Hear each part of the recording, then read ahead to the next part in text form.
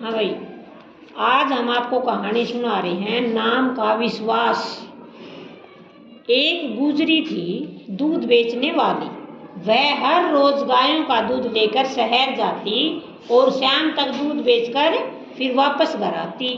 लेकिन उसका घर नदी के दूसरी तरफ था और उसको शहर तक जाने के लिए नदी को पार करना पड़ता था। और नदी पार करने के लिए वह नाव का इंतजार करती।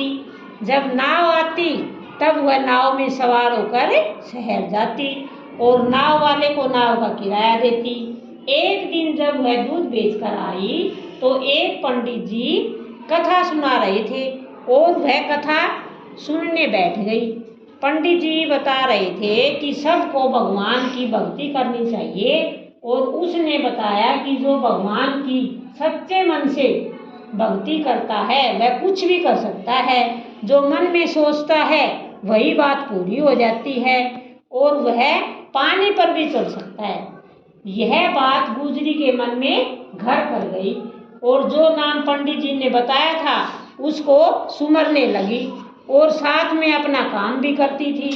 और अब वह नाव का भी इंतजार नहीं करती थी, पानी के ऊपर से चलकर नदी पार कर लेती और इस तरह से उसके पैसे भी बचने लगे। तो एक दिन उसने सोचा कि पंडित जी ने इतना अच्छा नाम बताया, मेरे तो पैसे भी बचने लगे और समय भी। मेरे को पंडित जी का धन्यवाद करना चाहिए और उनको घर भी बुलाना चाहिए। वह गुरुजी के पास गई और बोली, गुरुजी मेरे घर चलो और भोजन भी करना। उसने पंडित जी को घर चलने के लिए तैयार कर लिया। जब वह नदी पर पहुंची तो पंडित जी खड़े हो गए और नाव का इंतजार करने लगे। तो गुजरी ने कहा, पंडित जी चलो। पंडित जी बोले, कैसे चलूं?